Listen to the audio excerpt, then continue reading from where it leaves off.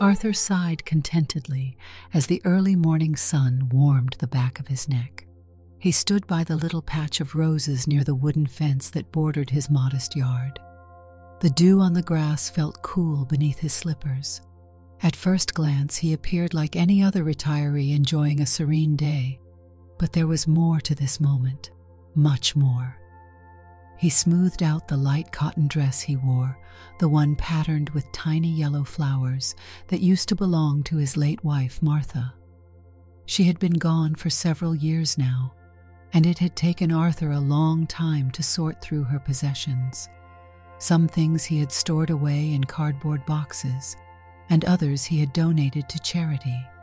But this dress, the gardening dress, he hadn't been able to part with.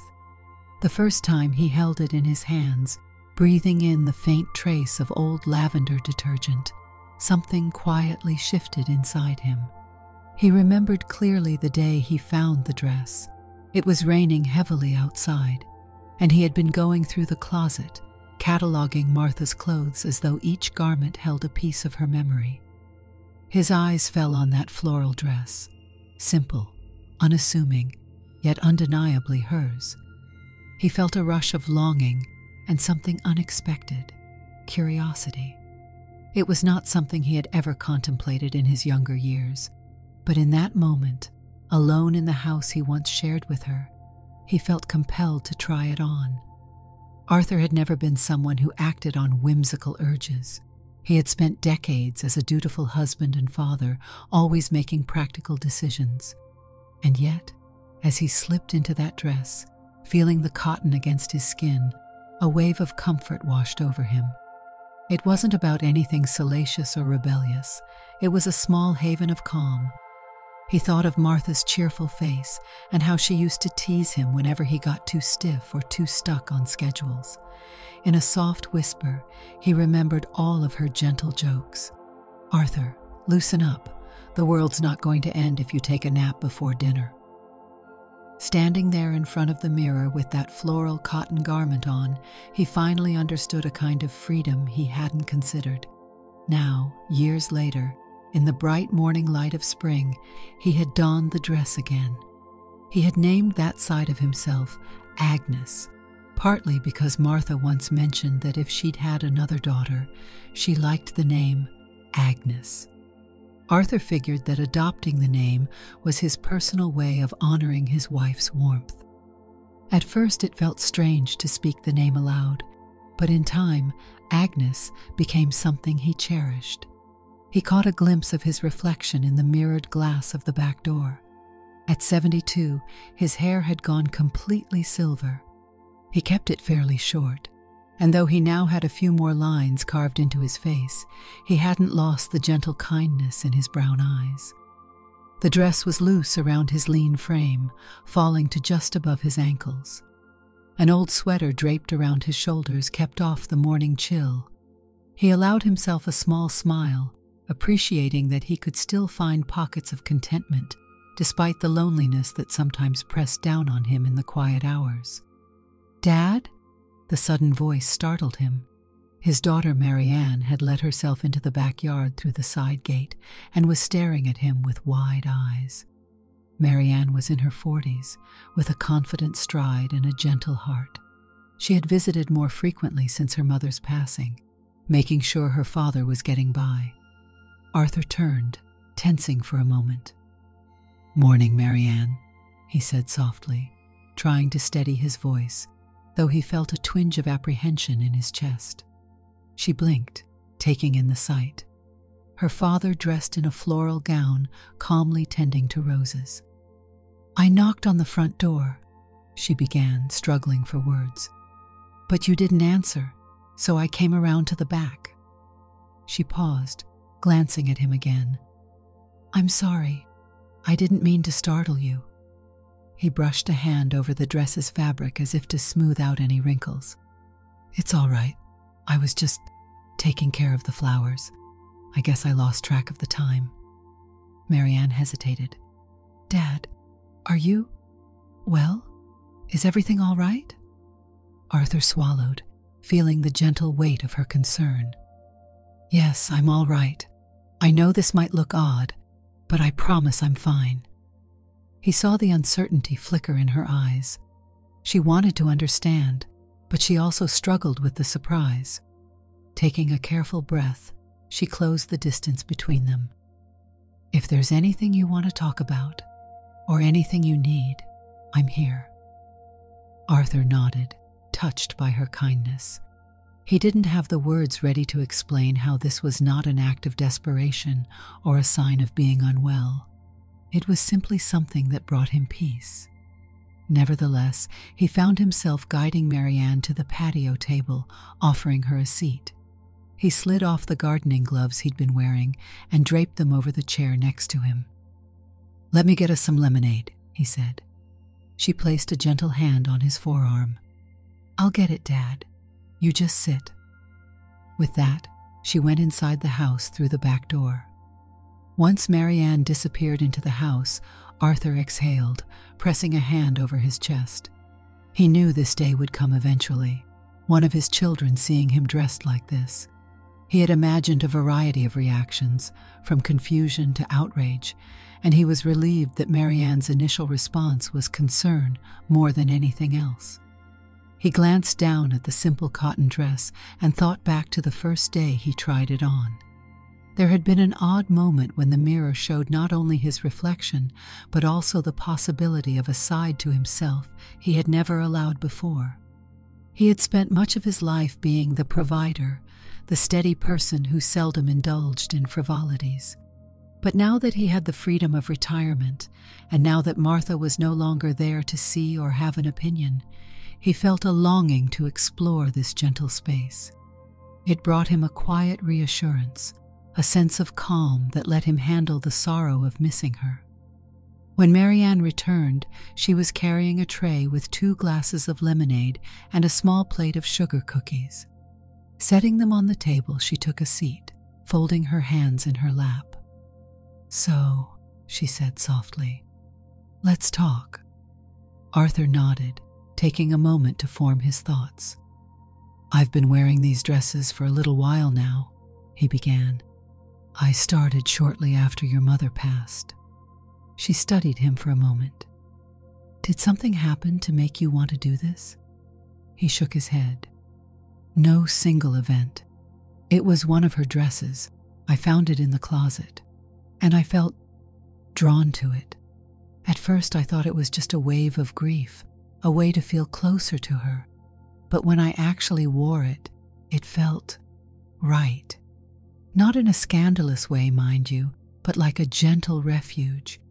Maybe it's because I've spent my whole life being so rigid. This dress represents something softer. I think I just needed that." Marianne's eyes were kind, though still filled with questions. She reached over and took her father's hand. "You're not hurting anyone, and if this is what you need to feel more at ease, then I'm not going to judge." He felt tears prick the corners of his eyes but managed to hold them back. "I appreciate that," he said. "Your brother, on the other hand, I don't know how David might respond." Marianne squeezed his hand gently and let out a careful sigh. "He can be a bit more traditional, but he loves you, Dad. He'll come around, even if it takes some time." Arthur nodded. He felt a wave of gratitude for his daughter. They spoke a little longer, mostly about mundane matters. Her job at the local library, the volunteer project he'd been doing at the community center. Eventually, Marianne rose to go back home. She embraced him, then said goodbye with a lingering look that promised ongoing support. Once she left, the house felt particularly silent. Arthur finished his lemonade and wandered into the living room. Martha's photographs still adorned the mantel, capturing the many phases of their life together. In one picture, they stood side by side in the front yard, newly married and full of hope. Another showed them celebrating Marianne's high school graduation. Another was from a family vacation by the ocean, David and Marianne both grinning in their swimsuits, while Arthur and Martha smiled contentedly under the shade of an oversized beach umbrella.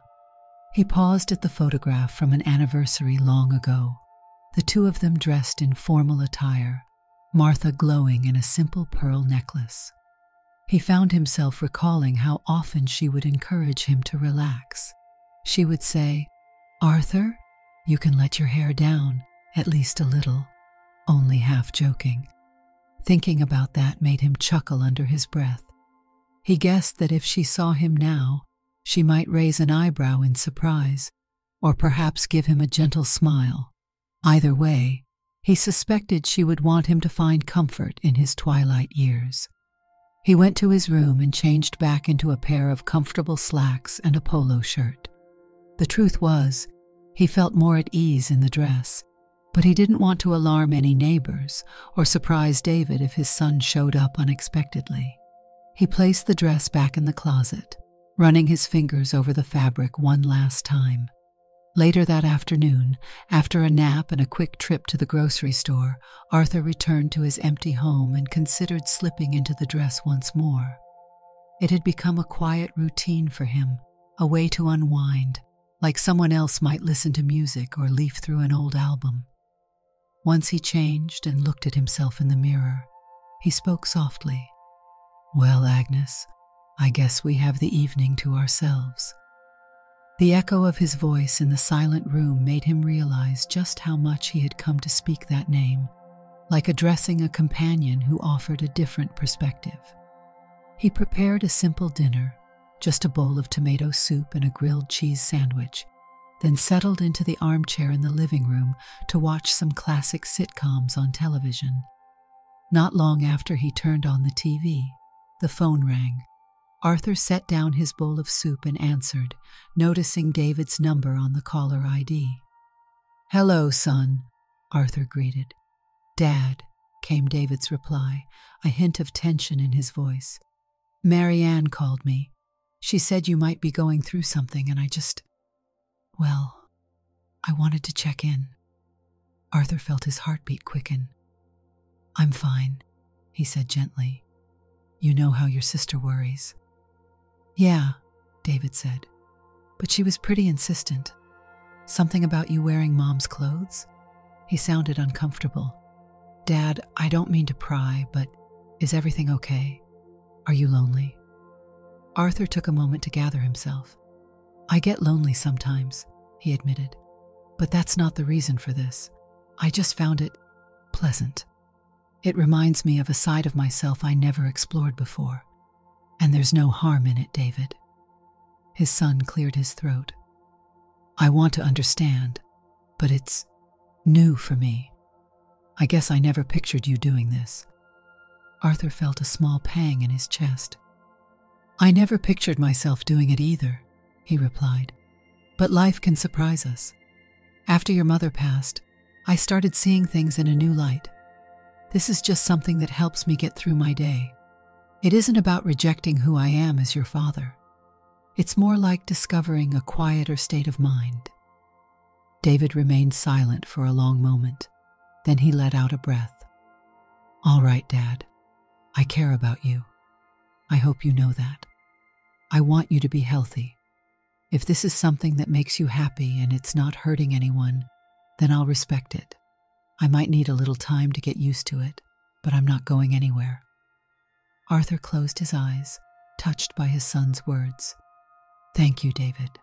I appreciate that more than you know." They spoke for a little while longer, and by the time they hung up, Arthur felt a measure of relief. It wouldn't be easy for David to fully accept this part of his life.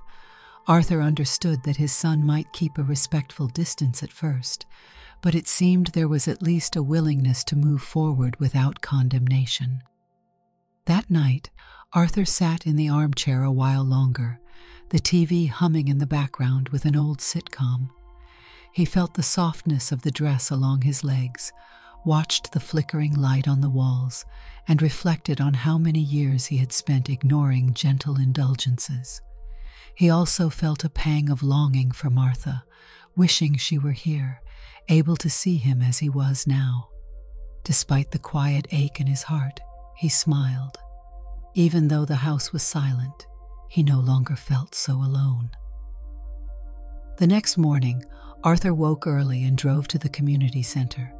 He volunteered there once a week, helping organize donations for a local food drive. The hustle and bustle of the center, the smell of strong coffee in the lounge, the random chatter among other retirees. All these little noises reminded him he was part of something beyond his own walls. He greeted the people he knew: Walter, a retired librarian with a wry sense of humor; Carolyn, a grandmother who ran a free knitting class for neighborhood kids; and several others who came and went. "Arthur!" Carolyn called as he walked into the main room stacked with cardboard boxes.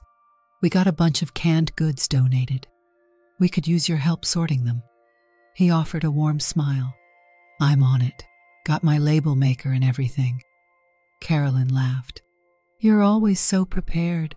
I swear one day we'll catch you off guard." He chuckled softly. "Not likely." He spent the next few hours placing the donated items in labeled crates. He liked the steady, methodical process. It gave him room to think without dwelling too deeply on painful memories. After a while, he excused himself and walked out back for a breather. The day was pleasant, with a mild breeze rustling the leaves of a broad oak tree. Leaning against the wall, he let his mind wander. He found himself thinking about what it would be like to show up as Agnes. Immediately, he shook his head. He wasn't ready for that. It was one thing to wear Martha's dress at home, but facing the stairs in the community center would be something else entirely. He valued his peace too much to throw himself into confrontation.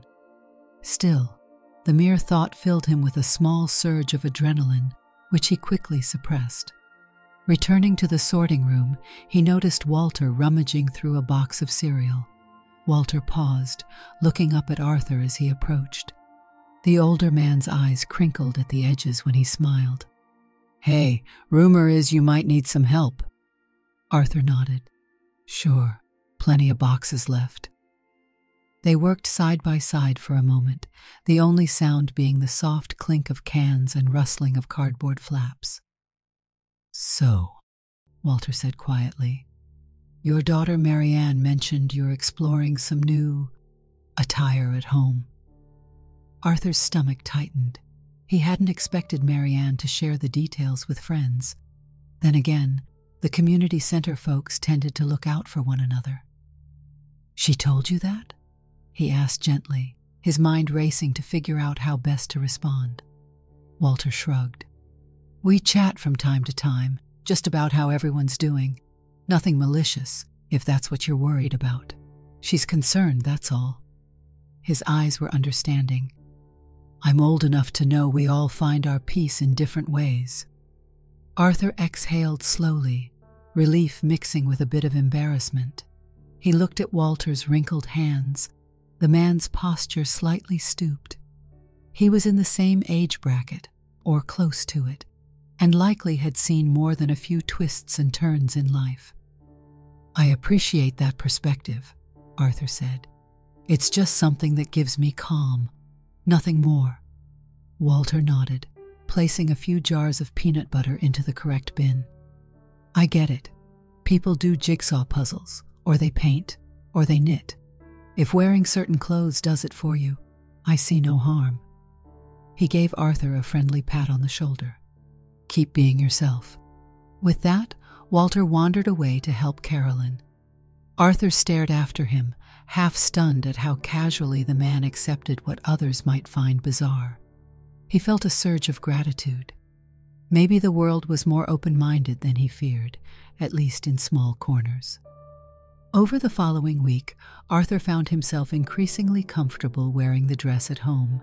He even purchased a new dress from a store in the next town over, a discreet outing during which he kept his heart steady and his voice calm when asking a store clerk about the material. That new dress was slightly different in style, blue with an understated floral print.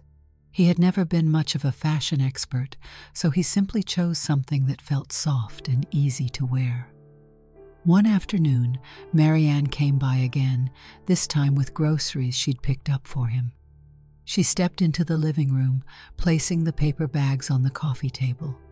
She noticed him wearing the blue dress, and though she paused, she smiled in a gentle way. "New outfit?" she asked, tilting her head. He nodded. "Yes, I picked it out myself." She laughed a little. "Well, it looks comfortable." She began unpacking the groceries. "I got your usual apples and bananas, plus some of that granola you like, and I picked up some fresh lettuce if you want a salad tonight." "Thank you," he said, watching her with gratitude. She turned to him, arms folded. "By the way, David and I have been talking. He wants to come over for dinner tomorrow. I told him I'd join too, if that's all right with you." He took a moment, feeling a subtle tension form in his shoulders. "Yes, of course. I'd love to see you both." Marianne walked over and placed a hand on his arm. "He's still adjusting, but I think it'll be good for all of us to sit down together." Arthur gave her a nod, his gaze drifting to the window. "I'm looking forward to it." The next evening, Arthur stood in front of his closet, undecided about what to wear. He felt a wave of conflicting emotions. On the one hand, he wanted to be authentic about where he stood and how he spent his time these days. But on the other, he worried about making David uneasy. Even Marianne might be taken aback if he welcomed them at the door in a dress again. After some deliberation, he put on simple trousers and a button-down shirt. There would be time to show David his new routine when the moment felt right. Marianne arrived first, wearing a casual blouse and jeans. She gave her father a quick hug. "You okay?" she asked, her warm eyes searching his face. He shrugged with a small smile. "Just a little nervous." She nodded. "He'll come around, Dad. Trust me." Before Arthur could respond, they heard David's car pull into the driveway. David soon appeared at the front door, tall, with a neat haircut and a posture that hinted at the mixture of confidence and worry he carried. He clasped Arthur's hand in greeting, then gave Marianne a side hug. "How's work, son?" Arthur asked once everyone was settled in the living room. David worked in finance, though Arthur had never fully understood the specifics of his position. "It's fine," David said, looking around the familiar surroundings. "Mostly busy, but that's the usual." He cleared his throat. "How have you been, Dad?" Arthur glanced at Marianne, who offered a subtle nod of encouragement. "I'm doing all right, trying to keep the garden in shape. It's good to have a reason to be outside now that the weather is pleasant." They talked about small things for a while. The new coffee shop in town, Marianne's library events, David's upcoming project. Eventually, Marianne, as though sensing the tension, asked, "Dad, you want to show David your garden? You've put a lot of work into it." Arthur paused, reading the subtext in her suggestion. "Yes, let's go outside for a bit." They stepped into the backyard. The air was warm, but a slight breeze made it comfortable. Arthur had pruned the rose bushes meticulously, and the blossoms were a vibrant red. A small stone path led to a corner where Martha's old potting bench remained. "So this is where you spend a lot of your time these days?" David asked, running a hand along the wooden bench. Arthur nodded. "I do some planting, some weeding. It keeps me busy. Your mother was the real gardener. I'm just trying to keep it from getting overrun." David let out a soft chuckle. "I remember how she'd sing to her plants. She believed that helped them grow." For a moment, the three of them shared a bittersweet memory. Then David turned to Arthur. "And the dresses? Are you really wearing them a lot now?" Arthur inhaled. "Yes, I am." David licked his lips, glancing at Marianne for support. Does it make you feel better? Or is it just about remembering Mom?" Arthur took a moment to find the right words. "It brings me a sense of ease. Yes, it reminds me of your mother, but it's also something that makes my own heart more settled. I've spent most of my life being one type of person, and now I've discovered a softer approach suits me." David looked down at the ground, nodding slowly. I can't say I fully understand, but if it helps you, then okay." They lingered in the yard for a while, talking about inconsequential things. Eventually, Marianne announced that she'd start dinner, which gave Arthur and David a moment alone. David walked over to where Arthur stood near the rose bushes. "Dad, I'm sorry if I seem distant on the phone. I just didn't know how to process it." Arthur put a hand on his son's shoulder. "I'm not angry at you. It's a big change. I don't expect everyone to instantly accept it. I just want you to know this isn't a cry for help or a sign of me losing my mind. I promise I'm doing fine." David gave a short nod. "I believe you." They looked at each other, and David managed a small, tentative smile. Then they went inside to join Marianne, who had set up the table with plates of pasta and a fresh salad. Over dinner, the conversation meandered from current events to memories of family gatherings. The tension gradually eased, replaced by a comfortable familiarity. Even if David still needed time to feel entirely at ease with the changes in his father's life, at least they were talking openly. By the time they'd finished, darkness had fallen outside. Marianne helped Arthur clear the table while David stepped out front to check some messages on his phone. As they stacked dishes in the sink, Marianne murmured, "See? That went better than you thought." Arthur gave her a tired smile. "Yes, it did. Thank you for making it happen." She placed a hand on his arm, giving it a supportive squeeze. "Anytime." The days rolled on, and Arthur continued his modest routines. Sometimes he would wear his dresses around the house from morning until night. Other times he would go about in his usual slacks and sweaters. He gradually found a balance between his private moments of freedom and the conventional appearances he felt necessary when going into town. Early one Saturday, he found himself sitting at the kitchen table, wearing a rose-patterned dress, sipping tea, and flipping through the local newspaper. The phone rang. It was Eleanor, a neighbor he had known casually for years. She was in her mid-60s, a widow as well, and they often shared baked goods over the fence, or chit-chatted about weather patterns. "Arthur," she said, sounding somewhat distressed, "I'm sorry to bother you. I've got a problem with my sink. It's leaking all over the kitchen, and I don't know how to shut it off. Could you help?" He set down his teacup.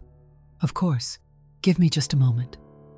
Without overthinking it, he grabbed his house key and hurried next door, still wearing the dress. His practical side told him to change, but there was a certain sense of urgency in her voice.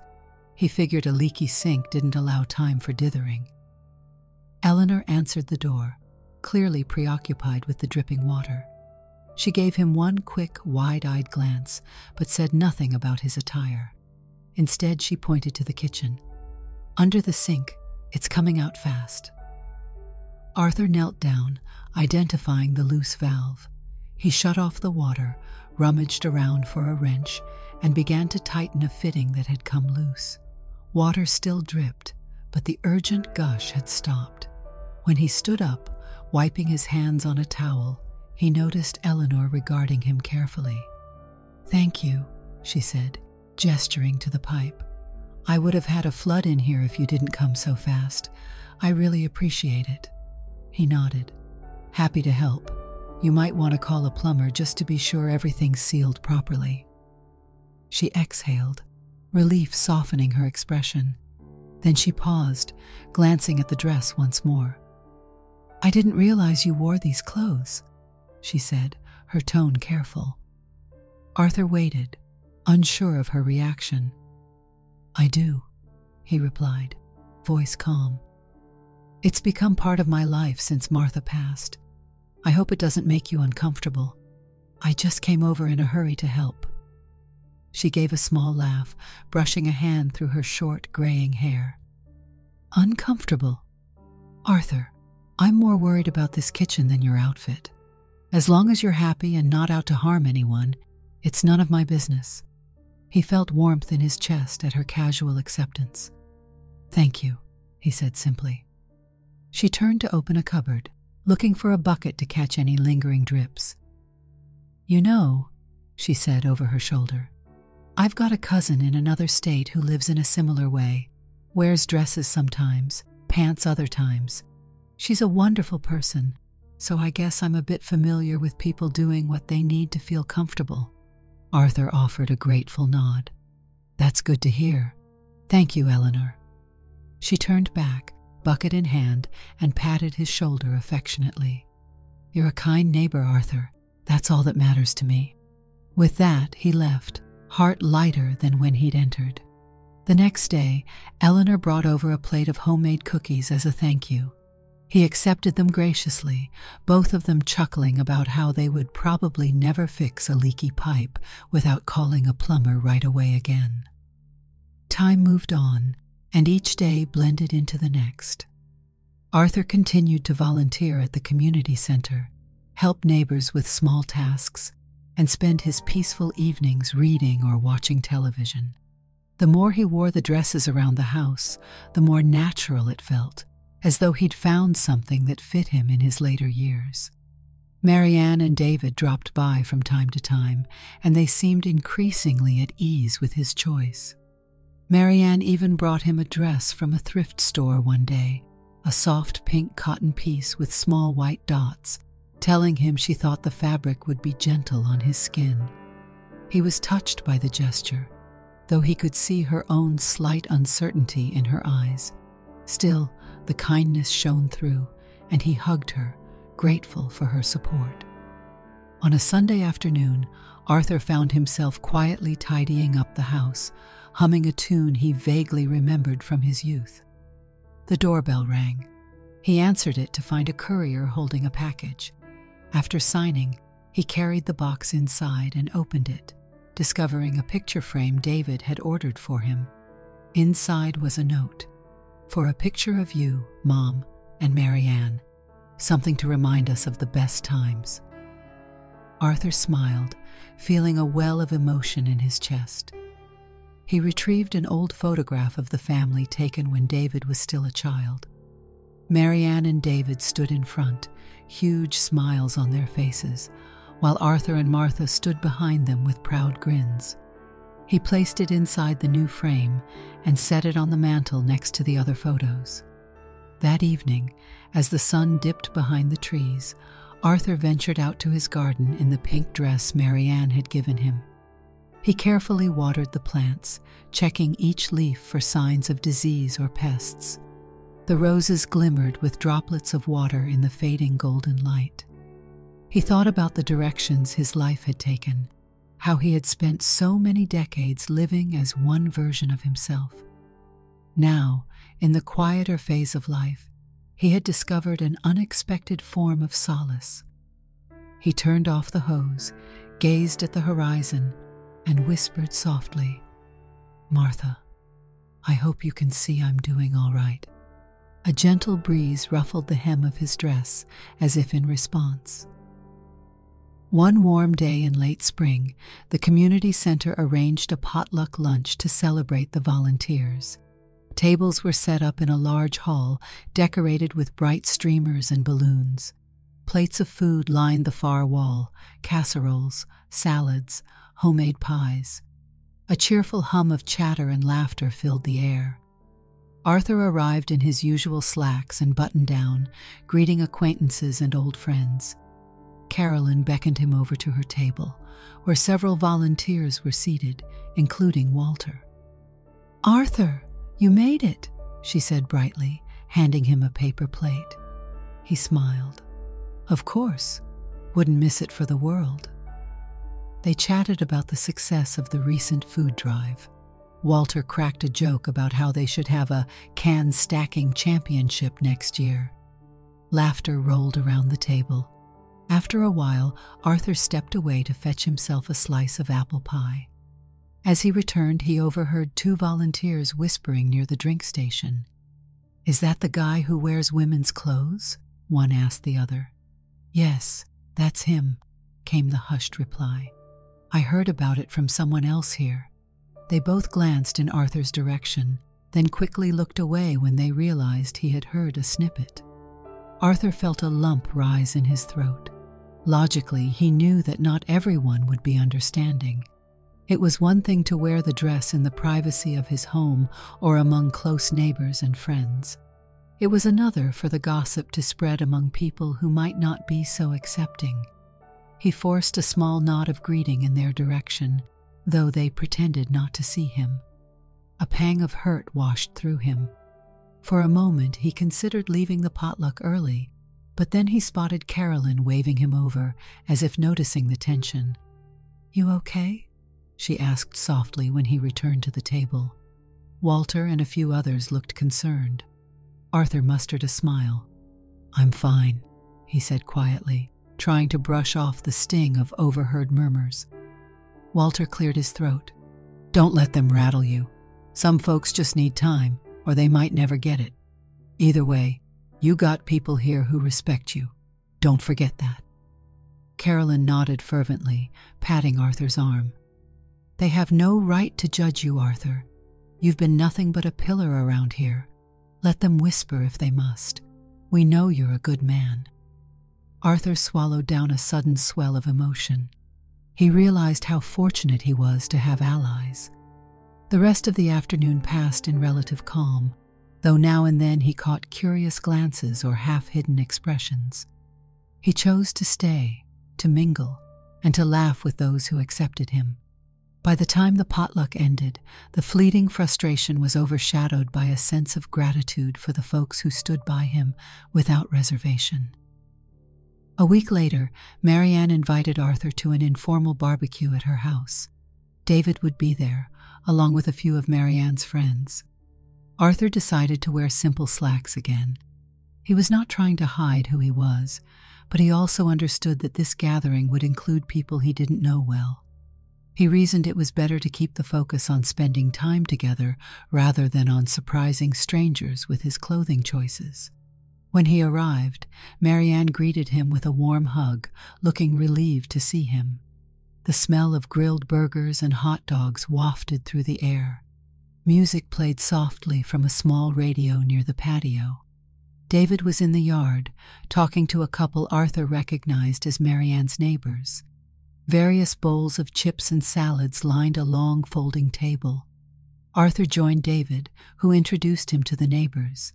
They all chatted politely, discussing local news, the unseasonably warm weather, and the best spots for fishing along the creek. Arthur found himself enjoying the company, even though he was aware that only Marianne and David truly knew about his private pastime. At one point, while waiting for a burger to finish grilling, David pulled Arthur aside. "Dad, I just wanted to say thanks for coming," he said quietly. "I know you might have wanted to dress differently, but I appreciate that you're here, comfortable, enjoying yourself."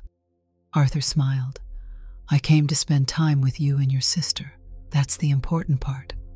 David nodded, glancing toward a small group of guests. Then he looked back at Arthur, lowering his voice. "Marianne mentioned you've been going out in a dress sometimes for errands. Are you worried about what people might say?" Arthur considered this, reflecting on the potluck incident. "A little," he admitted, "but I can't live my life based on what others might whisper. I have to do what I feel is right for me, as long as it's not harming anyone." David's gaze softened. "I admire that. It takes courage." Arthur reached out and gave his son's shoulder a gentle squeeze. "I'm trying." They returned to the barbecue, laughing at jokes, sampling the wide variety of food. The afternoon wore on pleasantly, culminating in a shared sense of warmth. As dusk approached and guests began to trickle out, Arthur helped Marianne gather plates and cups, carefully placing them in a trash bag. David turned off the grill, scraping it clean. Just as the sky was turning pink, Marianne hugged Arthur goodbye. "Drive safe, Dad. Thanks for coming." He smiled, patting her back. "I had a nice time. Thank you for inviting me." David walked up, hands in his pockets. "Take it easy, Dad. We'll talk soon." Arthur ruffled his son's hair affectionately, the way he used to when David was young. David grinned in mock protest. but Arthur could see the genuine warmth in his eyes. That night, back at home, Arthur took a long shower and then slipped into the pink dress. He felt the comforting sense of ease that the fabric and style offered. Settling onto the sofa, he flipped through channels on the TV. He paused on an old black and white movie, one he recalled watching decades ago with Martha. The familiar music, the vintage acting styles, all of it brought back a rush of nostalgia. He sipped a cup of peppermint tea, losing himself in the film's storyline. Scenes of old city streets and period costumes filled the screen. A sense of longing for Martha tugged at his heart, but it was no longer the sharp ache he had felt in the first year after her death. It was more a gentle tug, reminding him of the love he'd experienced and how that love had shaped him, guiding him to be the person he was now. As the movie's credits rolled, Arthur clicked off the TV. The house was quiet. He gazed at the family photograph on the mantel, David's frame. It captured a time when they were all younger, maybe simpler. Now life was different, but he realized he was still that father, that companion, that neighbor. He just had a different way of moving through his days, and it brought him a kind of tranquility he had never known. He murmured, "Agnes, I think we're doing all right." He often spoke to himself that way. He understood Agnes wasn't truly another person, but more like a facet of himself he had let stay hidden. Now that it was free, he felt a sense of wholeness. He set his cup down, turned off the living room light, and made his way to bed, the soft swish of the dress accompanying him down the hallway. Over the following months, the quiet routine of Arthur's life continued. He still went to the community center, still tended his garden, still occasionally faced curious looks in public. Yet he noticed that those who truly mattered to him were unshaken by this change. Marianne remained a steady force, sometimes even playful about his clothing choices, asking him whether he favored floral prints or stripes. David was a bit more reserved, but he never failed to ask how his father was doing, and he stood by him during the occasional wave of gossip. Eleanor, the neighbor, became a regular visitor, bringing over new dishes she'd tried cooking. They would chat for hours over tea, sometimes about how they both missed having someone to share a bed with at night, sometimes simply about the weather. She never once made him feel like an oddity for his attire. At the community center, Carolyn and Walter continued to be supportive. A few other volunteers seemed uneasy, but they kept their distance rather than confront him. No one openly ridiculed or chastised him, which Arthur took as a small mercy. Even so, he sensed that word had gotten around. Some people, like the two volunteers at the potluck, offered him curt nods instead of warm smiles. He chose not to let it bother him, though it still stung a bit on rough days. His personal life felt more balanced than it ever had. He realized that, in his earlier decades, he had often felt a constant pressure to provide, to keep everything running smoothly, never indulging in something that might upset the norm. Now he was an older man, free from certain responsibilities. There was a gentle liberation in that realization. He hadn't planned for this new path, yet it had arrived, and he discovered he had the courage to embrace it. On a breezy afternoon, Arthur found himself standing on the back porch, wearing a soft cotton dress with pale stripes. He gazed at the sky, where thick, puffy clouds drifted lazily. He found comfort in the simplicity of the moment. The sun's rays on his arms, the faint smell of freshly cut grass from a neighbor's lawn, and the quiet hush of suburban life. He thought back to the conversation he had with Marianne the day she first saw him in Martha's gardening dress. He remembered the look on her face, shock laced with concern. How far they had come since then. Now, she would occasionally joke that he had a better sense of color than she did, or ask him to water her own potted plants while she was away. He felt appreciated. David, too, had come around in subtle ways. The awkward hesitation in his son's eyes had waned. During his last visit, David stayed for dinner, and Arthur had answered the door wearing a floral blouse and loose linen pants. David didn't flinch, nor did he comment. Instead, he asked how Arthur's tomatoes were doing and whether the squirrels were still raiding the bird feeder. That easy conversation meant more to Arthur than any grand declaration of acceptance. After a while, Arthur heard the crunch of footsteps on the gravel path outside his fence. He peeked around and saw Marianne waving. She entered the backyard and walked over, setting a tote bag on the patio table. "Brought you some fresh herbs from the market," she said, her face bright with a smile. "Thought they'd taste good in your cooking." Arthur thanked her and held up the small bundle of mint. "Mint tea later, perhaps?" She nodded. "That sounds perfect." They sat together on two rickety old chairs, the wind ruffling their hair. Marianne reached into her tote and pulled out a letter. "Dad, this arrived at my house," she said. "It looks like some insurance mail that got mixed up. I recognized your name, so I figured I'd bring it over." He took the envelope, placed it on the table. "Thanks. I'll look at it later." Marianne shifted, clasping her hands. "How are you feeling these days? Truly?" Arthur tilted his head, considering.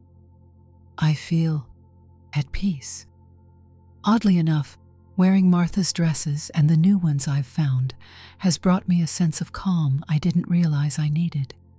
And I'm grateful to see you and your brother finding your own ways to be at ease with it." Marianne gently rested a hand on his. "I'm glad," she whispered. "We want you to be content." He gave her a warm smile, remembering not to use certain words about personal growth he had once found in books. Instead, he described the emotion as content. It sufficed to show her what he meant.